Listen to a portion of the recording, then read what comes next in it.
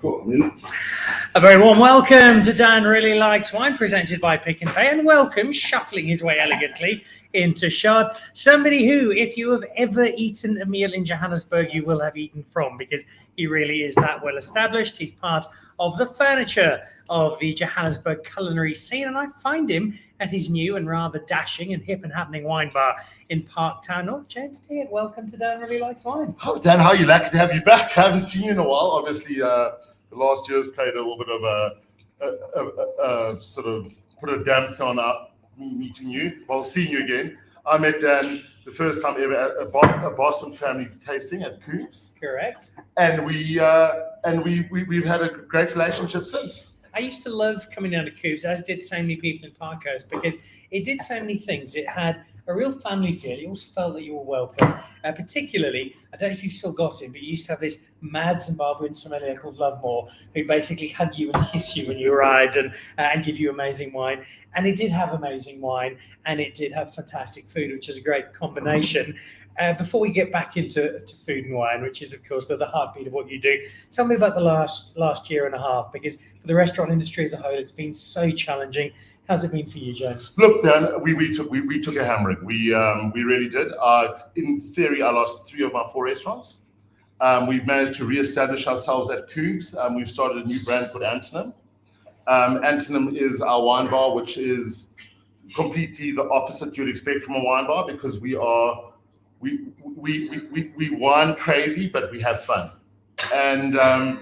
And then we still have Il Contadino, and then I turned my old Italian deli into my old Italian restaurant in Melville into a deli called La Stella, where we can move some of our farm products.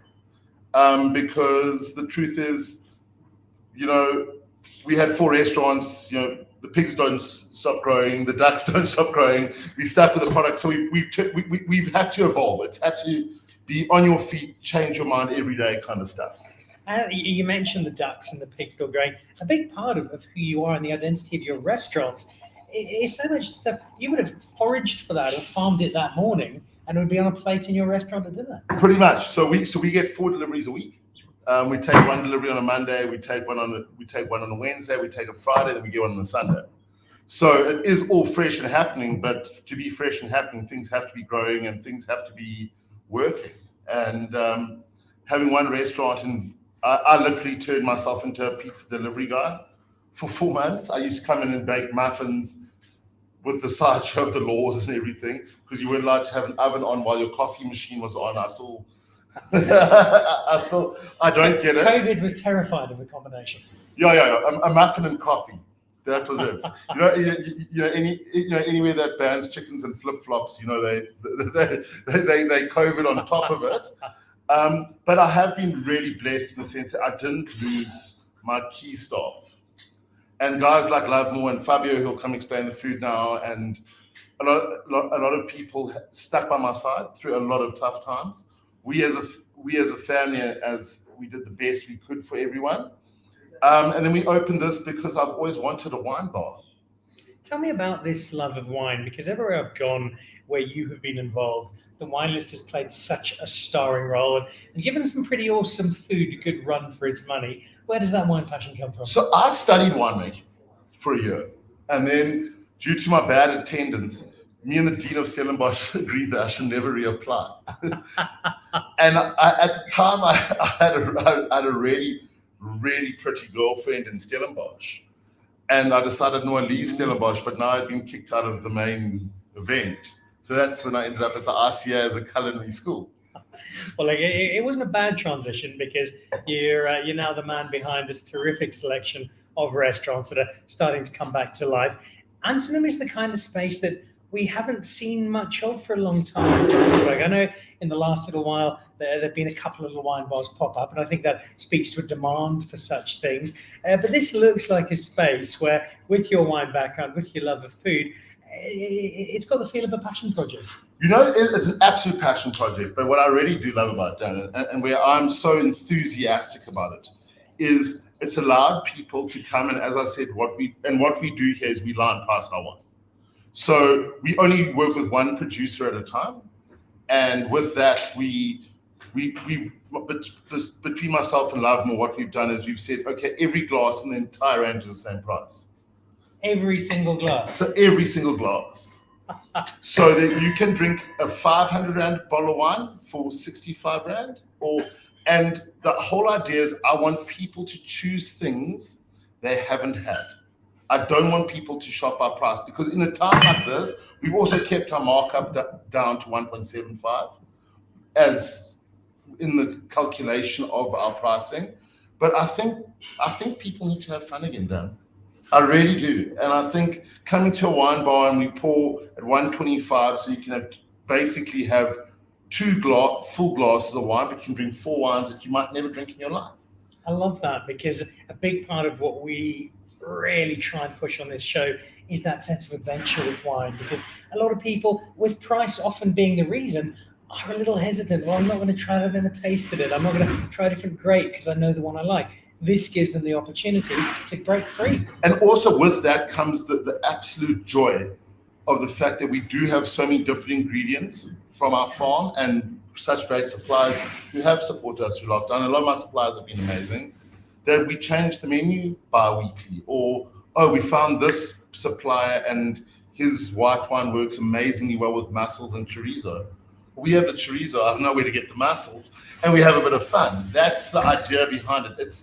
It's and also what it leads to, and I mean obviously it's a business decision, but people can come here at 5 o'clock, have 1 or 2 tapas, and then move over to Cubes and have a serious dinner. But we do keep them completely exclusive.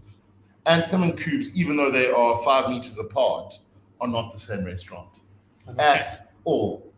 I can see Cubes about a lob of an empty wine bottle away from me. The selection, I'm looking up at the top. I'm seeing one name in particular come through, and I flippantly asked you if Lovemore was going to be here. Of course, I do know he is here, and he's going to be taking me through some wine. The name Peter Volser, the madman behind Black Bottle, seems to be a particular favourite of yours. Yeah, well, so at the moment, so what we've done is when we first opened, we opened with Public, and Public gave us some weird and wonderful wines. And then we had a family meeting on a Sunday, and we had to close down for another serious section. And then when we reopened, we only opened 5 weeks ago again because of the restrictions, and we have been very COVID conscious. I sat and had a great conversation with Diack from Great Domains, and he said, you know what? If this is what you're thinking, this is Peter Volser is the greatest mystery in the world, because if I phone him, he can't tell me sometimes what's in the bottle. And there's always a story. And I think with a wine bar, a story is such a great thing. I can tell you it's a Sauv and it's a Semillon and it's a Cab Sauv, but when you speak to someone like Peter, and he's so passionate and so engaged and so involved, they talk about the reasons his Sauvignon Blanc is called the rabbit's foot, and we're actually not serving it today, but it's called the rabbit's foot because it's pure luck, because the baboons didn't eat all of it. And Court Carp too, which is another one of his, is because the vineyard is actually on its way from Sir Lowry's Pass to Cape Town. So what used to happen in the Cape was the ships would arrive on the Dutch East India route, and they would fire guns, and you'd hear it, and then as suppliers, you all hooked it to Cape Town to try and move your wares. And this vineyard is on the Court Path. It's over a very rocky ridge, and that's Court Carp too. And I love a story, because my restaurant is a story. I came home from Cape Town working at super fine dining restaurants and swore I'd never be fine dining again. But there is a story, like something you taste now is we've got a wild boar pancetta and mussel bouillabaisse. We do fun things, and we do things that are inspired by the luck we've had. So having someone like Peter Volser on board, or like the other day I actually had lunch with David Sardi, and he's got a separate range that we're going to work with, or we work with the boys from Spider Pig, and I want to give them the respect of the full range, because of the line pricing, it means people can enjoy that whole journey, and with that journey comes our food. and our food in here is different. I mean, you're going to eat an octopus with a cured egg yolk now. And crazy enough, with a bottle of wine called Air Carriers of Pugnall, it really works. So that's who we are. And I've also obviously downsized. I've become a lot more centrally based. So all three of my establishments are on one block, and my staff joke because they say I'm 19 steps away from each back door and they hate it. But for me, it's been so inspiring because I've got to work with the people I love. I love my staff. The guys, I would not be here. I would not have reopened if it wasn't for people like that. People like Lovemore, brilliant song. Fubs went from being the head chef of legendary Coobs in Parkhurst to rolling pizzas for 6 months. And he did it without a grouse, without a complaint. And for me, that's so important, that I've got these people that they're actually not staff, they're family, and they've bought into it. So for someone like Lovemore, who has become this incredible sommelier, I've also been able to give him something to play with, because I play with food and I'm on the farm and I do this and I do that, and he gets to do this, which is cool too. Well, we're going to find out from Lovemore what food he has got. In fact, we've got another sommelier who's watching at the moment, amongst others, Reginald Peckmeyer, who is up at Cheetah Plains. Great, unavoidable conversation with lots of love for good food and good wine. Epic. Reggie, next time you're in Joburg, check out Antonym. You will love it. Right, I know the kitchen is awaiting. Fabio's going to bring out the food quickly for you, just show you the dishes, and then Lovey will jump in. All right, perfect. So lucky to see you, mate. It's lovely to have you with us. Cool. Let me bring the food up with Fabs, and we can go from there. Perfect. So there we go. Very special guest, James Diack, Coobs of Parkhurst. If you're in the Joburg Gourmand set, I know you'll remember it with great fondness. And it's a really cool concept. Come down here, every single glass of wine is 90 Rand. Some of them, well, maybe they're worth a touch less. A lot of them will be worth a lot more. But the idea is you get to balance it out, try all sorts of wine, and try all sorts of food, which is exactly what we're going to do. So in just a moment, Fabio will be joining me as we run through the dishes, and he'll be followed very shortly by Lovemore. So here we go, all set up in front of me. This is fantastic. This is a great selection. So we'll get Fabio to come and explain to me what they are in just a moment. And this is one of my very, very favorite parts of food and wine, balancing up the food and the wine and seeing how they pair on Parktown North. Right, so we've got at the moment, I tell you what, let me let the chef run through all of this. Fabio, welcome. How are you? Good to see you. Welcome to the show. Lovely to Thank you. have you on. Great selection of food here. I'd love you to tell me all about it. But first of all, give me a little bit about your story. How did you tumble into the world of food? Honestly, I followed in my dad's footsteps. He's been a chef for about 30 years. And when I left school, I had two choices of either going into chefing or in the furniture business. So I chose the food industry and grown to love it. And it's a passion that's grown on me as well. And I wouldn't change it for the world. So basically, you could have been a furniture removal man, but instead you're making amazing food. Basically, yeah. I think that's a very, very good call indeed. What about this particular little empire? James has been speaking glowingly of you and says that you've been such an important part of his team at Coobs, being a pizza man for a little while, now back in here. Definitely. What's it been like working with James? It's been great. I have learned a lot, to be honest with you. From where I was to where I am now, I could say I've had a great teacher with learning of different flavors and Asian cuisine as well. And then now tapas, which I haven't done before. And just loving it, to be honest. Now, if I go back to where you were at Coobs, I would imagine it was mostly, right, let's have a look at what ingredients are coming in at the farm, what I like to cook, come up with dishes, working with James. And then from there, Lovemore had the job of, well, here's a great wine for food. Is it a little bit different now that you're at a wine bar where the wine takes center stage and you've got to make sure there's food that matches up with it? Not as difficult, but where James would help me, he'd give me more of an idea of what he would like and on how the plate should look. And then Lovemore would come around and explain to me the flavors of the wine as well. So it helps me put the two and two together. And then at the end of the day, they both taste the food, and if they're happy, I'm happy. The kitchen's happy, yeah. So many people have got this very strict set of rules. If I'm having a steak, it must be a big red wine. If it's a piece of king clip, I can only possibly have a white wine. Are you so strict on it? And if not, what should we be doing in terms of maybe being a bit more exciting with our food? I think that depends more on the person.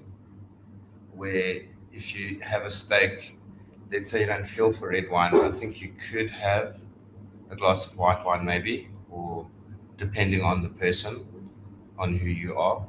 But on my opinion, I don't believe red is for red meat and white is for fish and chicken, to be honest with you. I couldn't agree more wholeheartedly. I'd love to keep talking, but I'd love to eat some food more. So let's do both of that. Fork and a knife. Yes, that's there we go. Perfect. So we've got 4 dishes here, and I'm gonna hold out. Because I do want to eat them, but I'm going to eat them with the wine, and Lovemor's going to take me through the wine. So tell me a bit about these. The first, let's see if I can get that on camera. There we go. So those, would that be the mussel and chorizo James mentioned? Yes, so it's the wild boar pancetta that you get from the farm with a bouillon-based sauce. Spicy, but not too spicy. A bit of garlic, and it would work well with a red wine or a white wine. That narrows it down for us. Yes, Thank you, yes. Fabio. So there we go. Well, but you're completely right, because it really is. It's a wine that you like, and then try it. Okay, so we've got that. We're going to try that with Lovemore in a second. What about dish number 2 here? Look at the plate. Those are just teriyaki chicken wings, sweet and sour sauce. Also, I think Light red wine. light red wine. Like a sizzle. All right. And then we have a summer salad. There's the camera. There we right go. there. Just a few olives, onions, oranges, and a vinaigrette. And the world's largest anchovies. Oh, hake fillet. All right, perfect. And then And the then final one. again, from the farm, our chorizo Yep. and calamari, just with a harissa sauce. All right. It's a great selection. The kind of food that you're getting here it seems kind of on the go. It's turning around a lot. It's always different. Yep. We tend to change it up every week. We don't like to keep the food for longer than a week. It tends to get boring. So basically come every week when you're going to miss out. Something new. At least 3 dishes on the whole menu. All right. So at the moment, what's your absolute favourite? For me, the chicken wings. All right. Well, I'm going to try and eat them without getting them all over my No problem. my screen. They look great. Fabio, thank you. Thank you for Thanks so sharing a bit of much. your story. Thanks for some Enjoy. terrific food. And thanks for improving James's cooking so much. That's it. All right. Well, let's bring an old friend of Dan really likes wine back onto the show. I think our mothers are second cousins. Yeah. If we go back far enough. Jump a little closer here, if you will. Yes, yeah. Love what you Long want, time, though. man. Yes. Maneru, lovely to have you. Jump a little closer so we get you on Yes. screen there. No problem. And, it's fine. Great to have you. Yeah. Now, the last time we saw you on Dan Really Likes Wine was the sommelier series with Niederberg. We got to tell your story, and it's such a great story. But Yes. for people who might have either missed out or maybe forgotten some of it, just give us a reminder of the story how Lovemore Chigondo from Zimbabwe ends up as a top wine sommelier in South Africa. It's like what I said last time. Like when I joined Coops, the Diack family with Chef James is the one who started teaching me about wines. From there, I was a wine drinker as well. I really love wines, and I do like wine. So it was easier for him to teach me something which I really like. So last we were at Coops, August. Then we moved here. Then he came up with another thing like the Antonym. Then he said to me, "Lovers, let's do something else. Let's do something different from whatever other people are doing." So Antonym means the opposite. So we are doing something different from other people. So that's why we see like the concept is like someone can come, taste a different range of wines with our small tapas food, which we pair with, so that instead of buying one bottle for 500, you can test 5 bottles for the same price. You see, so you're experiencing something which you didn't know. So like now we are dealing with the blank bottle. Blank bottle is like you don't know what is inside the bottle. So you need to open the bottle of wine, then you test it, then you know what is inside. So that's why I'm here to explain to people what is in the bottle. For example, we have got this one here, air of the Pagnol, carrots, the carrots of Pagnol. If somebody reads this, he doesn't know what is inside the bottle. But then, if I can pour a glass for you, you try it, you can smell it, you try it, then you tell me what you feel like, then I'll tell you what is inside. Then so this it's is so something interesting when you are like, you don't know what is in the bottle, then you open it, but sometimes you might like it, you might not like it. So this is something sommeliers love doing with me. Vickers at Marble is another very good or bad example. They love giving me wine and not telling me what it is, and then trying to get me to work out. So this is my exam. This is you are now in an examination. It's my ZJC4. Yes, yeah. All right. So the thing was just to pick up there on what Liv was saying. Peter Volser, who's absolutely barking mad, but in the best possible way, makes a huge number of wines, and they've all got these crazy, wonderful labels. And they've each got a story behind. All of them. I don't think he can remember what they all are. No, he don't remember. All right. Well, let me try this one. So this is the Air Garot of Campagnol. All right.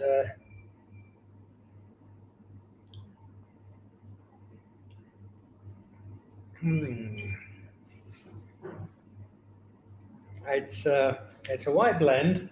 It's a white blend. It's got something like Roussanne or Marsanne in it. No. So this is a white blend of the Grenache Blanc and Grenache Gris. Would have been my next guess. People are not used to those unusual grapes. They are unusual grapes. So that's why we are doing unusual things, so that people must learn what is happening in South Africa all about wines. I love that. So if somebody comes, then now he's like, what is this? Then you explain to him. Then if that person loves wine, then he's falling in love with the wine, then a great job is done.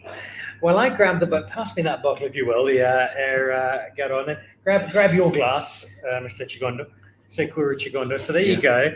That is the, let's get the lighting right there, the Air Garot of Pagnol with a map around Marseille. For people who are watching this, they're going, okay, I've never heard of these two grapes. For you, what's in this wine? What makes this so good?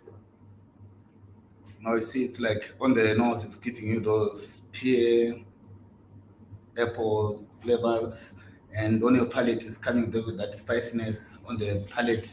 Since you're having this one with our chicken wings, you can try that one. Then you have a bite on the chicken wings. Then that will go very well with this one. All right. Well, this is one of these dishes. It's the kind of thing you never have on a first date.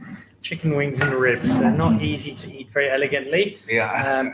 But the chef tells me they're fantastic, so I'm going to try these out. Just elaborate a little while I'm trying this and trying to do so, looking relatively elegant. The flavor of this, it's a kind of an Asian style. Yeah. Why does that work so well with the wine? Yeah, because you see there is that spiciness on the...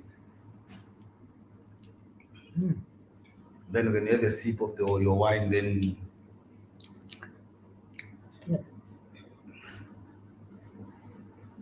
It brings out a whole other layer of the wine afterwards, doesn't it? Afterwards, you see, after the... I might need to finish this just to be sure. You see, so it's like, after having this, then it's like, it's telling you have another sip, you have another piece of chicken, you have another piece, you have another... You see, so then it's going very well together. How difficult is it for you, as a serviette mysteriously appears out of the corner of my screen, when you are these sommelier, people come in, not everybody will enjoy the same wine, not everybody enjoys the same food, not everybody enjoys the same combination. Yeah. How easy do you find it to be able to make those sorts of recommendations to people? Yeah, it's like you see some of the people like on wines, especially some people that you ask them, some people they don't like dry wine. They like sweet or semi-sweet, but mostly on our breastside group, we don't usually deal with sweet wines and semi-sweet wines. We are only going for dry reds, dry whites. That pairs much better with the type of food which we make, because most of our food mostly it's organic, it's coming from the farm, from the Diack family. So we'll be trying to make it work, the wine and the food. So it's like the easiest way to sell a wine to someone, you need to know what that person needs, like what I can say is like your palate. What do you like? Do you like something spicy? Do you like something easy, something approachable on your palate? You see, like on food dishes, someone doesn't eat chili. So you need to know all those things. Like if someone is ordering food, something does have chili, you mustn't give him that one. So if somebody says, I need something light or I need something heavy, like something, you see, then you know where to go, you see. All right. Well, you made a great recommendation on that first one, because that white blend, that Campagnol has brought out the very best in those chicken wings and vice versa. So we're 1 for 1. Let's move on to the second wine. What's up next? Okay. Just want to introduce you on something, the Suriname. Does it have another name? Like if you tell someone, this is a Suriname, it's not a grape, but it's a red wine. So you need to explain to him what is it. So this one is a straight Cinsault, which you can drink any time of the day with any type of the food, because it's in wine which you can drink while it's not. You don't need to age it more. It's like when it's fresh, still ready fresh. To drink, so it's Cinsault, it's still fresh, and all those flavors are still. And a wine I get the sense South Africans are rediscovering, because if you go back to the 1970s, you saw loads of Cinsault in cab blends, and Cinsault had quite a big role to play, and it kind of fell out of fashion. But the last few years, there are a number of producers making some really great South African Cinsault. Yeah, because like now a Cinsault, like before people didn't understand what is a Cinsault, but now people are getting to understand it, because you taste this, it's like refreshing with different light grape flavors, red fruits. So it goes very well with any type of food. You can taste all these 4 with this wine, and it'll be perfect. And you come up with a good answer. Yeah. All right. Well, let's try some. I actually had some Cinsault on Friday, some of Erica Obermeyer's fabulous Flabbergast, which is just another staggeringly good wine from an annoyingly good producer. She never does anything wrong. Okay. All right. So you can see from the color, it's quite light. So that cloudy pink. Yeah, you see, cloudy pink. Kind of reminds me of James's cheeks after a long day in the sun. And on the nose, it's already talking to you. You see, before you even taste it. I think it's part of the reason Cinsault maybe wasn't taken so seriously, because you kind of think, well, that's Ribena, that's Mazoe Red. It smells like it's cool drink, doesn't it? It smells like raspberry. You see those raspberry, you're picking up those light red fruits. And it's so, before you even put it in your palate, then and of course it doesn't taste like cool drink. It's not sweet, it's not saccharine, but it does still have that freshness and that bounce. Dry freshness, and it's quite round on the palate. So you see, you can taste any of the dishes with this one, then you will never go wrong. And an absolute you buy one glass, then it's gonna tell you get another one until you finish the whole. Lovemore will be only too happy to help. All right, let's not lose you on screen there, Lovemore. You're just jumping out there. Right, so I know you said I could try it with anyone, but recommend one in particular here of these dishes to try with a Cinsault. Let's do the mussels. All right. Yes. So this is mussels with wild boar pancetta. Pancetta, yeah. Dum, dum, dum, dum. All right. Here we go. Now, this is one James talked up a lot, so this better be good, or I'm going off to the kitchen to find Fabio to complain. Yeah. All right. Let me just detach my mussel from its shell with as much elegance as I can muster. 5:30 on a Monday. Yeah. All right.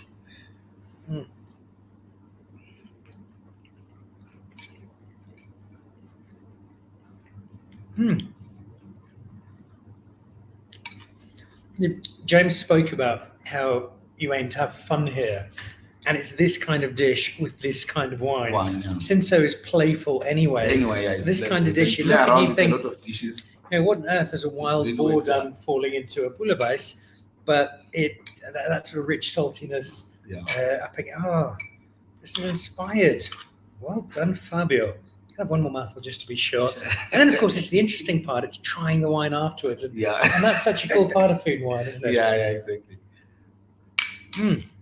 Then you go for the wine, then it's going to be... All right, here we go.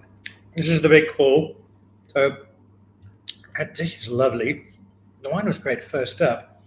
But if this wine doesn't taste better, then it's all Lovemore's fault. And he's never coming on the show ever again.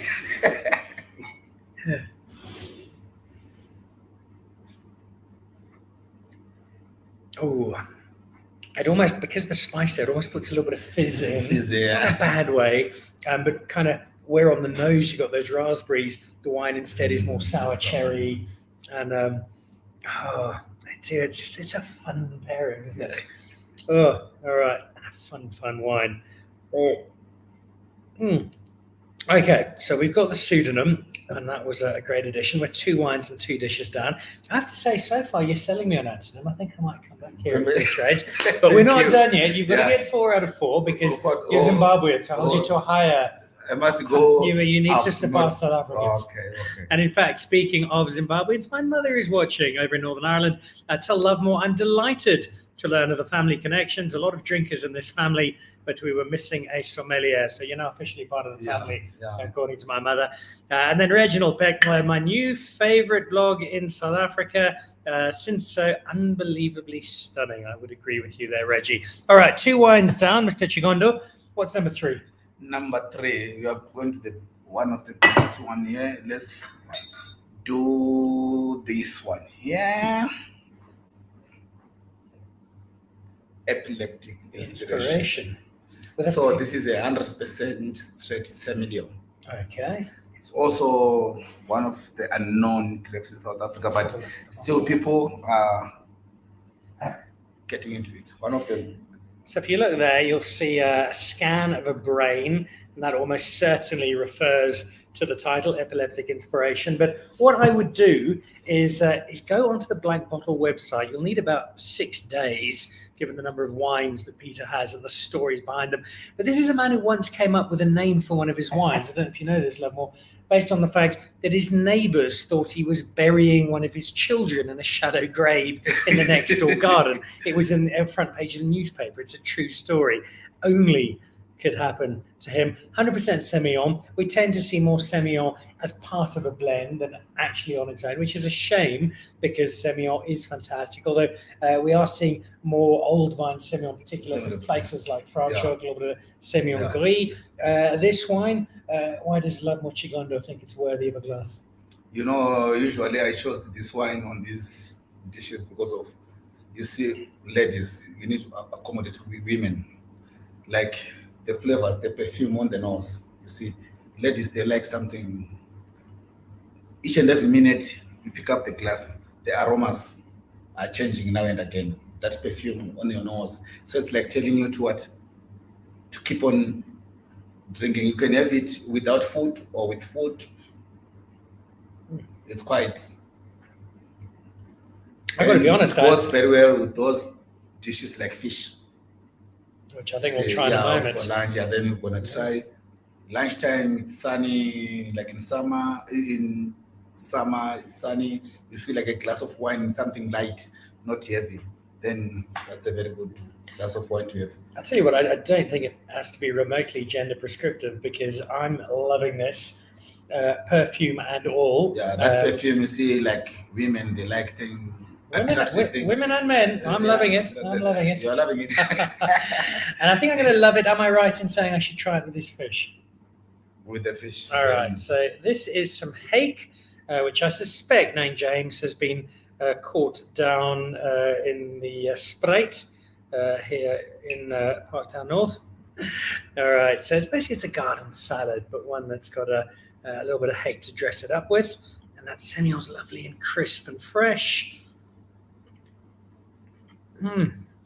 So too the fish. And it's an underrated fish is hake. I do thoroughly enjoy it. A little bit of red onion as well. Yeah. So I'm just going to try and get the full array of flavors. Olives. Because at the moment, Fabio is watching me very closely from the other side of the room. Great summer dish. All right. So, again, the post-mouthful wine. This is your big test.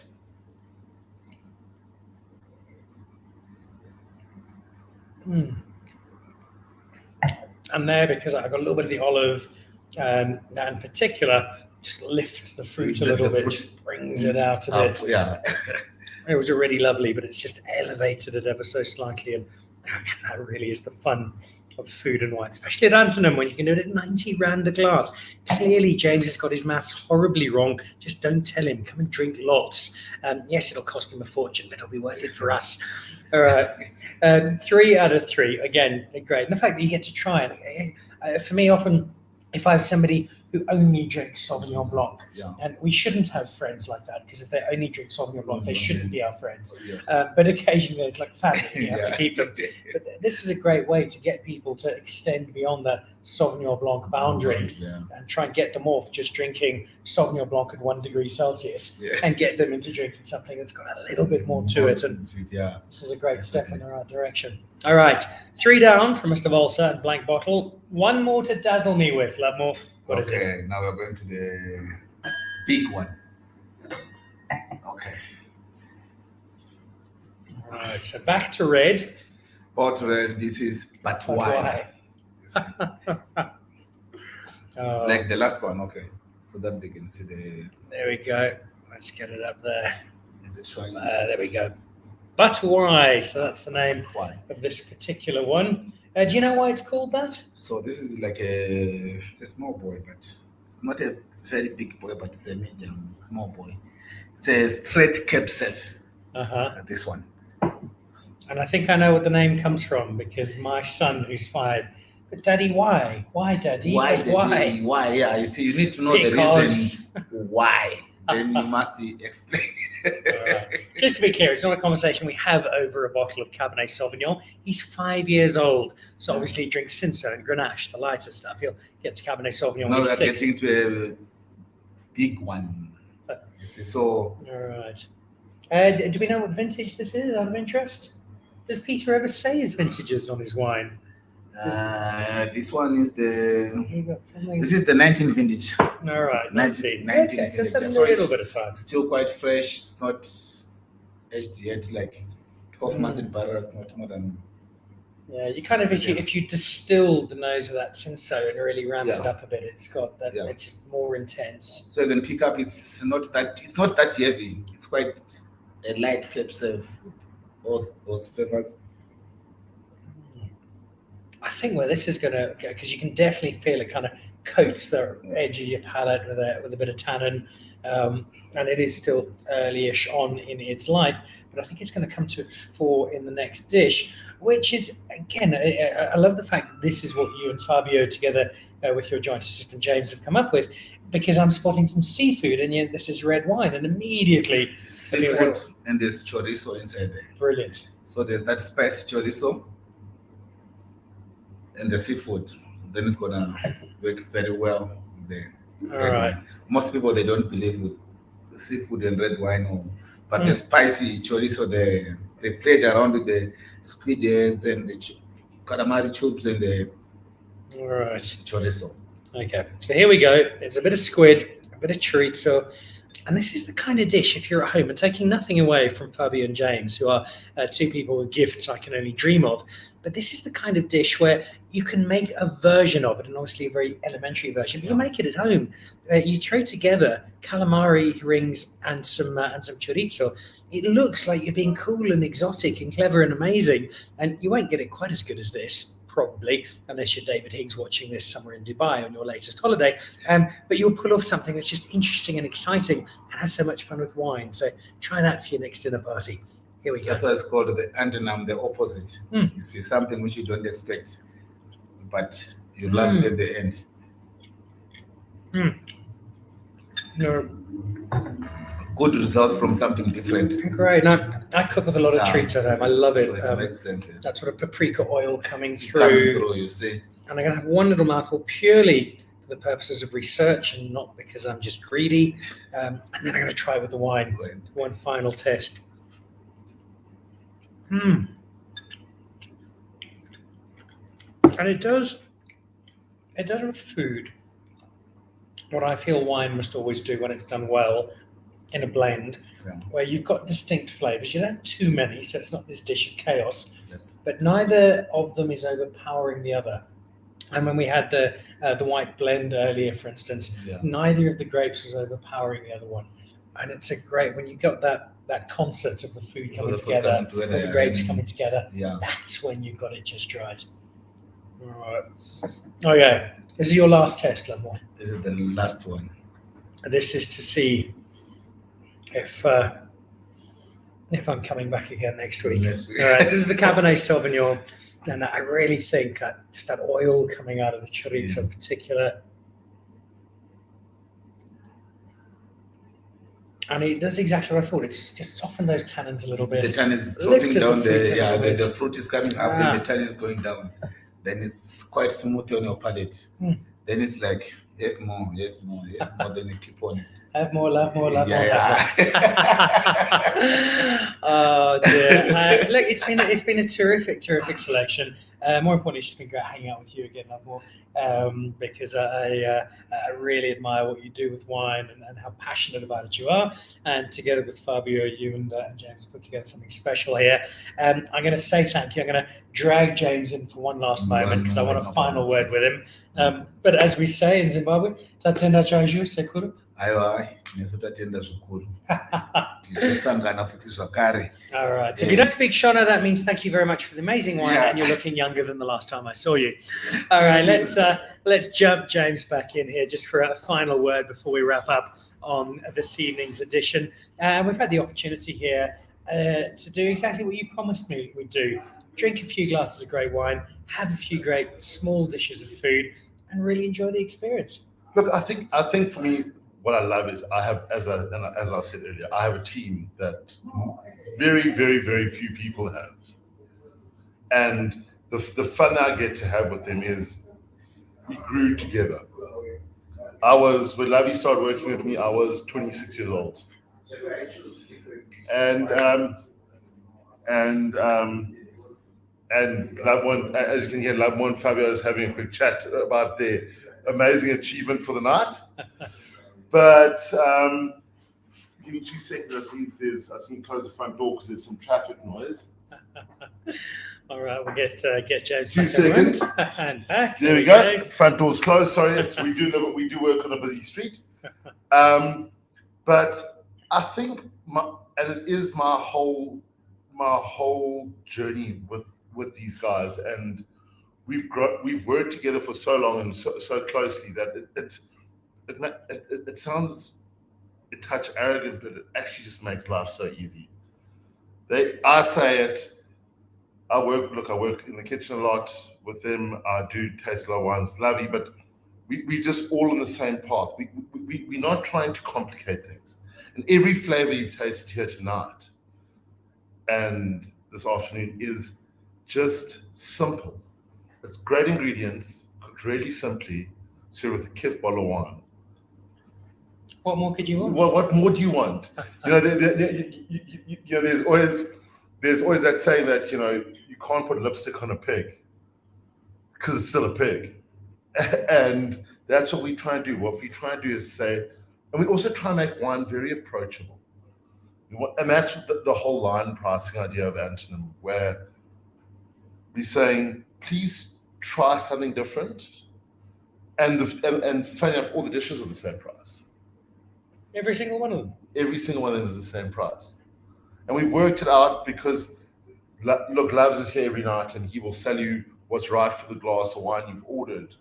But that's who we are. To be honest, the biggest gift that lockdown gave me was falling in love with my job again.